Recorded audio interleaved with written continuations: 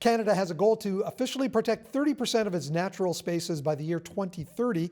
The Niagara Peninsula Conservation Authority recently committed 11 of its properties toward that target. Manager of Land Planning Eric Baldin is with us. And Eric, this is 830 hectares. That's significant.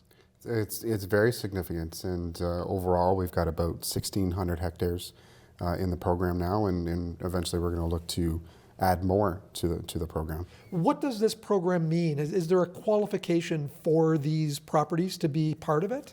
Yeah, all the properties have to be protected in some fashion. They have to have some form of legislation with them to ensure that they can't be developed, that they can't be misused or taken out of the program that easily. So they have to have municipal policy around them or provincial policy.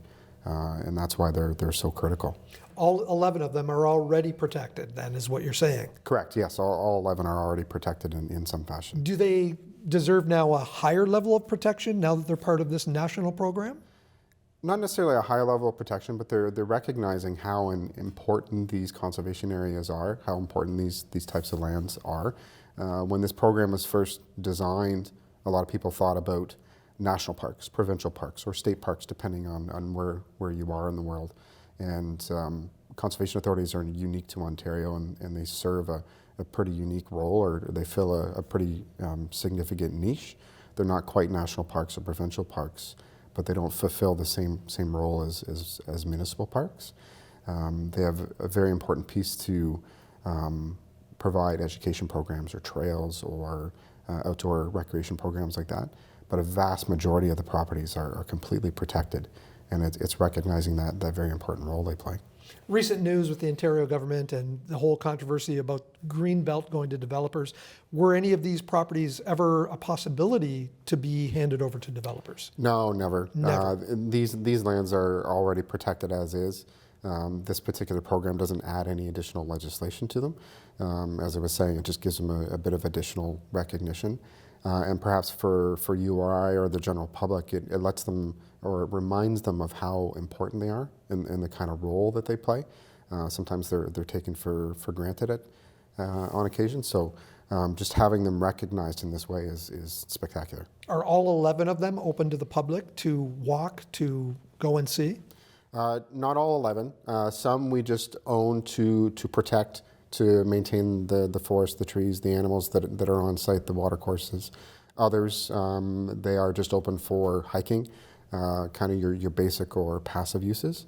And then you have others like Cave Springs or Beamer Memorial that have a bit more development associated with it, from parking lots and access points and trails and bridges and in some cases programs associated with them. What's special about this group of properties in general then? Is it the fact that there is some wildlife that is only available to be seen to, I guess, form their habitat there? Yeah, in some cases there'll be wildlife unique to each of the areas. At NPCA we're unique ourselves for conservation authorities because we sit between two lakes. Two Great Lakes. So you're going to have the Lake Ontario shoreline and the Lake Erie shoreline, which provide very different habitat than, say, the Niagara Escarpment. So you're going to get a variety of species from each of those habitats.